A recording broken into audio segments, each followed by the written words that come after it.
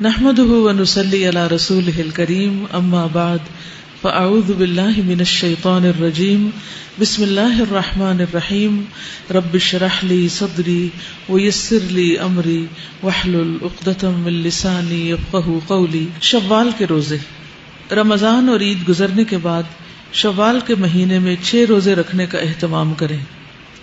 حضرت ابو ایوب انصاری سے روایت ہے کہ بے شک رسول اللہ صلی اللہ علیہ وسلم نے فرمایا، جو شخص رمضان کے روزے رکھ کر شوال کے مہینے میں 6 روزے رکھے اسے عمر بھر کے روزوں کا ثواب ملتا رہتا ہے۔ شوال کے روزوں کی اپنی فضیلت ہے۔ اللہ کے رسول صلی اللہ علیہ وسلم نے فرمایا کہ جو آدمی رمضان کے روزے رکھے پھر اس کے بعد شوال کے 6 روزے رکھے تو یہ سال بھر کے روزے رکھنے کی طرح ہے۔ صوبان کہتے ہیں کہ نبی صلی اللہ علیہ وسلم نے فرمایا، جو شخص ماہ رمضان کے روزے رکھے تو 1 مہینہ 10 مہینوں کے برابر ہے، کیونکہ 1 نیکی 10 کے برابر ہے، اور عید الفطر کے بعد کے 6 دن کے روزے تو یہ اس طرح پورے سال کے روزوں کے برابر ہو جائے گا۔ تسلسل شرط نہیں ہے، لیکن اگر کوئی تسلسل سے رکھ لیتا ہے تو بہت اچھا ہے، کوئی حرج نہیں، کیونکہ جتنا جلدی کر لینا اتنا ہی بہتر ہے۔ اصل حکم تو یہی ہے کہ پہلے قضا پوری کی جائے، کیونکہ رسول اللہ صلی اللہ علیہ وسلم نے فرمایا، جس نے رمضان المبارک کے روزے رکھے، رمضان پورا کر لیا، رمضان کے اندر چھوٹ گئے تو بعد میں بھی پورے کر لیے، اس کے بعد شوال کے روزے رکھے، یہ حدیث میں آتا ہے، گویا اس نے سارے سال کے روزے رکھے۔ تو اس سے کیا پتہ چلتا ہے کہ رمضان میں اگر روزے قضا ہو گئے ہیں تو پہلے قضا رکھیں اور پھر شوال کے رکھیں۔ لیکن اگر کوئی مجبوری ہو، مثلا ایک خاتون ہے، اس نے شوال کے رکھنے ہیں، اس نے قضا بھی رکھنے ہیں، اس کو پھر پیریڈز بھی آ جانے، اس کے پاس کتنی آپشن باقی رہ جاتی۔ اللہ تعالیٰ دیکھتا ہے نا ہمارے حالات، تو پہلے شوال پورا کر لیں اور باقی قضا بعد میں رکھ لیں۔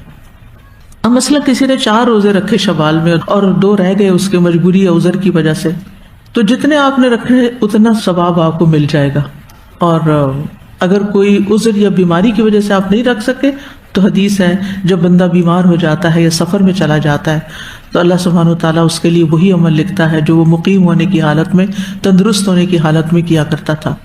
ایک اور سوال کیا جاتا ہے، کیا شوال کے روزے کو فرض روزے کی قضا کی نیت کے ساتھ جمع کیا جا سکتا ہے؟ یعنی آپ قضا بھی رکھیں اور شوال بھی دونوں اکٹھے کر لیں؟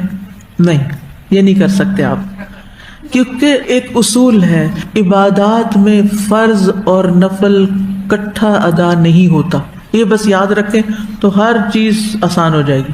یعنی آپ رمضان کے روزوں میں نفلی نیت نہیں ساتھ کر سکتے، کوئی رمضان کے فرض ہی ہیں، شوال کے نفلی ہیں تو وہ نفلی ہیں، قضا نہیں ساتھ دے سکتے، ٹھیک ہے؟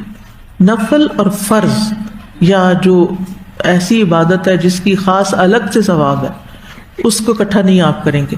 گویا آپ نے سارا سال روزے رکھے، ایک نیکی 10 کے برابر ہوتی ہے، اور اس طرح اگر ہم دیکھیں 30 روزوں میں سے اگر ہر روزے کو 10 سے ملٹیپلائی کریں تو کتنے بن جائیں گے؟ 300، اور 6 روزے جو آخری ہیں 60 ہو جائیں گے۔ سال میں کتنے دن ہوتے ہیں؟ تو گویا آپ سارے سال روزے سے رہے۔ تو عموماً ہم رمضان کے سارے رکھ لیتے ہیں لیکن شوال میں پھر سستی ہو جاتی، تو آپ نے پہلے سے ہی نیت کر لینی ہے اور پلان بھی کر لینا کہ کب رکھنے، تاکہ اس ٹائم کو آپ پھر اور چیزوں سے فارغ رکھیں۔ ایک اور جگہ پر فرمایا، رمضان کے روزے 10 مہینے اور شوال کے 6 روزے 2 مہینوں کے برابر ہیں، اس طرح یہ 1 سال کے روزے ہوں گے۔ یہ روزے عید کے فوراً بعد یا وقفے کے ساتھ مسلسل یا الگ الگ دونوں طرح رکھے جا سکتے ہیں۔ قضا روزے رمضان میں کسی بھی عذر کی بنا پر چھوڑے گئے روزوں کی قضا جلد از جلد ادا کرے، یعنی سفر کی وجہ سے یا بیماری کی وجہ سے اگر کوئی روزہ رہ گیا تو فوراً بعد میں رکھ لیا جائے، کیونکہ رمضان کے دنوں کی گنتی پوری کرنا ضروری ہے۔ لیکن یہ روزے شوال کے نفلی روزوں کے علاوہ رکھے جائیں گے، یعنی یہ نہیں کہ آپ شوال کے اور قضا روزے اکٹھے کر دیں، 2 نیتیں ایک روزے میں جمع نہیں ہو سکتی۔ آپ یہ نہیں کہہ سکتے کہ اللہ وہ جو میرے پیریڈز کی وجہ سے روزے چھوٹے تھے وہ شوال میں بھی آپ کاؤنٹ کر لیں کیونکہ میں شوال میں قضا رکھ رہی، نہیں، وہ 6 دن الگ ہوں گے اور یہ 6 دن الگ ہوں گے۔ پہلے فرض پورا کرنا ہے پھر نفل رکھنا، اس طرح 12 دن بن جائیں گے، لیکن اس میں اپنے آپ کو مظلوم نہ سمجھے کیونکہ آپ نے 6 دن پہلے چھٹی کر لی ہے، تو حساب برابر ہی ہے۔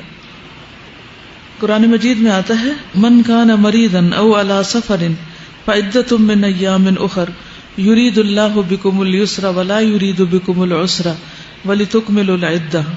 اور جو کوئی مریض ہو یا سفر پر ہو تو وہ دوسرے دنوں میں روزوں کی تعداد پوری کرے. اللہ تمہارے ساتھ نرمی کرنا چاہتا ہے، سختی کرنا نہیں چاہتا، اس لیے یہ طریقہ تمہیں بتایا جا رہا ہے تاکہ تم روزوں کی تعداد پوری کرو. تو گنتی پوری کرنا ضروری ہے. اس کے علاوہ پھر ہر مہینے کے 3 روزے ہیں اور ہر ہفتے کے 2 روزے، جو بھی آپ چوز کریں. دونوں طرح رکھنا چاہیں تو بہت ہی اچھا ہے، لیکن اگر ان میں سے کوئی ایک سنت فالو کرتے رہیں سال بھر تو بہت ہی مناسب ہوگا اور انشاءاللہ مقربین والے اعمال میں سے. رسول اللہ صلی اللہ علیہ وسلم نے فرمایا سوموار اور جمعرات کو لوگوں کے اعمال اللہ کے حضور پیش کیے جاتے ہیں، اور میں چاہتا ہوں کہ جب میرے اعمال اللہ کے ہاں پیش کیے جائیں تو میں اس وقت روزے سے ہوں. اور ہر مہینے میں 3 روزے رکھنا، اس کا کیا اجر و ثواب ہے؟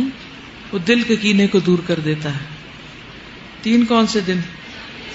13، 14، 15 میں کون سی اچھی عادات اس رمضان میں پیدا ہوئی ہیں اور کن چیزوں کو چھوڑنے میں آپ کامیاب ہوئے ہیں، اور کون سی چیزیں ایسی ہیں جن کو آپ ابھی تک بھی نہیں چھوڑ سکیں اور ان کے لیے آپ کیا اسٹرگل کر رہے ہیں.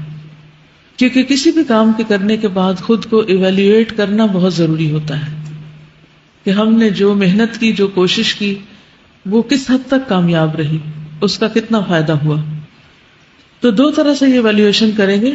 ایک آپ یہ دیکھیں گے کہ حقوق اللہ میں کیا بہتری آئی ہے، دوسرے حقوق العباد آپ کے کتنے اچھے ہوئے. نمبر 1، کوئی روزہ بغیر عذر یا بیماری کے تو نہیں چھوڑا.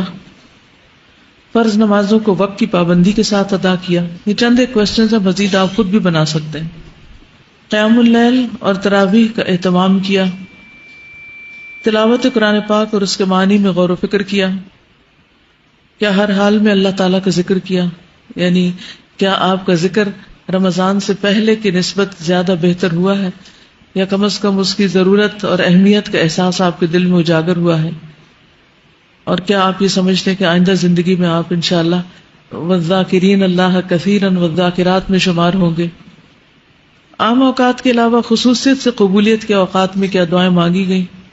یعنی کیا عام دنوں کی نسبت رمضان میں آپ نے دعائیں زیادہ مانگی یا نہیں؟ آخری عشرے کی طاق راتوں میں خصوصی عبادات کا اہتمام کیا. اللہ کی رضا کی خاطر اپنا مال اللہ کے بندوں اور نیکی کے کاموں میں خوشی سے خرچ کیا. زیادہ سے زیادہ وقت اللہ کی عبادت میں گزرا. یہ ہیں چند سوال حقوق اللہ سے متعلق اور حقوق العباد سے متعلق. کیا میں نے اپنے والدین، بہن بھائیوں اور دیگر رشتہ داروں کے ساتھ صلہ رحمی کی؟ اور صلہ رحمی کا مطلب ہوتا ہے ان پر مال خرچ کرنا، ان کی ضروریات پوری کرنا، ان کے دکھ درد میں شریک ہونا. اپنے گھر والوں کے آرام کا خیال رکھا. دکھی انسانوں کی غمخواری اور ہمدردی کی، یعنی جو بھوکے، مساکین اور مشکل میں لوگ ہیں ان کے لیے کچھ فکر کی، ان کے لیے کچھ دعائیں کی، ان کے لیے کچھ کھانے پینے کا انتظام کیا. بیماروں کی تیمارداری کی. گھریلو ملازمین کی ذمہ داریوں میں کمی کی یا کاموں میں ان کا ہاتھ بٹایا. جھوٹ، غیبت، بدگمانی، تجسس اور عیب جوئی سے بچنے کی کوشش کی. کسی کا دل تو نہیں دکھایا، حق تلفی تو نہیں کی، کیونکہ کسی کو اذیت دینا، کسی کو پریشان کرنا، کسی کو دکھ دینا، یہ بہت بڑے بڑے گناہوں میں سے جن کی سزا ہم پڑھ چکے ہیں کہ قیامت کے دن کس طرح بڑے بڑے بچھو اور سانپ ایسے لوگوں کو کاٹیں گے جو دنیا میں دوسروں کو کاٹتے رہتے ہیں. مشکلات اور مصائب پر صبر و تحمل سے کام لیا. یعنی اگر کسی نے آپ کو تنگ کیا تو آپ نے اس پر جوابی ری ایکشن ویسا نہیں کیا جیسے اس نے آپ کے ساتھ زیادتی کی یا بد اخلاقی برتی. اور آپ نے یہ پڑھا کہ انما اشکو بثی وحزنی الی اللہ. سلام میں پہل کرنا شروع کیا یا ہر ایک کو مسکرا کر ملتی ہوں. اور سب سے آخر میں یہ کہ رمضان کا مقصد تقوی کا حصول، کیا اس میں کامیابی ہوئی؟ یعنی میرے اندر اللہ کا ڈر کتنا پیدا ہوا. اگر تقوی نہیں آیا کچھ بھی نہیں آیا. سب سے پہلے تو مستقل مزاجی کے لیے دعا کہ اللہ سبحانہ وتعالی ہمیں جما کے رکھے ہدایت کے راستے پر، دین میں ترقی کے راستے پر. دوسری بات یہ ہے کہ میک اے چیک لسٹ کہ آپ اپنے اندر کیا کیا لانا چاہتے ہیں. ایک تو یہ چیک لسٹ بنی ہوئی ہے شہر رمضان میں اس کے علاوہ کوئی اور چیزیں جو آپ کی پرسنل ہو وہ آپ چیک لسٹ بنائیں، اور ہر ہفتے ایک دن کم از کم رکھیں اسی طرح اپنا محاسبہ کرنے کا۔ تیسری چیز یہ ہے کہ علم کی مجلسوں سے جڑے رہیں۔ قرآن پاک رمضان میں نازل تو ہوا ہے، لیکن صرف رمضان کے لیے نہیں نازل ہوا، سارے سال کے لیے ہے۔ تو اگر آپ اس کے ساتھ تعلق قائم رکھیں گے انشاءاللہ تو آپ کو یہ مسلسل سیراب کرتا رہے گا اور صفائی کرتا رہے گا، یہ آپ کے اندر جاتا رہے گا، تو اندر کی امپیورٹیز جو ہیں وہ باہر نکلتی رہیں گی۔ اگر قرآن سے تعلق نہیں رہا تو واقعی پھر واپس پلٹنے کا بہت ڈر ہے۔ چوتھی چیز، اچھی صحبت، اچھے دوست، اچھی کمپنی، کیونکہ ان سے انسان بہت کچھ سیکھتا ہے، انسان کو انسپریشن ملتی ہے، انسان کو تقویت ملتی ہے، تو اس کا بہت اہتمام کرنا ہے۔ استقامت جو ہے یہ واقعی بہت ضروری ہے، اور اس کے بغیر گزارا نہیں، ورنہ یہ کہ انسان پہلے سے بھی زیادہ بدتر ہو جاتا ہے جب ایک چیز جاننے کے بعد پھر انجان بنتا ہے۔ تو اس کے لیے کیا کیا کرنا ہے آپ نے؟ نمبر 1 دعا، اور نمبر 2 محاسبہ چیک لسٹ، نمبر 3 علم کی مجلسوں سے کنیکشن، رابطہ برقرار رکھنا، ہر قیمت پر کچھ بھی اس کو اپنی زندگی میں ایسے ہی شامل کر لیں جیسے کھانا پینا شامل کیا ہوا آپ نے، یا کوئی اور آپ کی زندگی میں اہم ترین چیز ہے کہ اس کے بغیر آپ کو گزارا نہیں، کیونکہ اس کا تعلق ہماری آخرت سے ہے، اور بہت ضروری ہے کہ ہماری آخرت سنورے۔ چوتھی چیز، اچھی صحبت، اچھے دوست۔ آپ بھول جائیں تو وہ آپ کو یاد دہانی کرائیں، اور جب آپ غلط کرنے لگے تو آپ کو روک بھی سکیں، آپ کے ساتھ اتنی فرینکنس ہو کہ وہ آپ کو بتا سکیں کہ یہ صحیح ہے اور یہ نہیں، اور آپ ان کی بات سن کے مائنڈ بھی نہ کرتے ہیں۔ تو یہ سب چیزیں انشاءاللہ آپ کے لیے استقامت کا ذریعہ بنے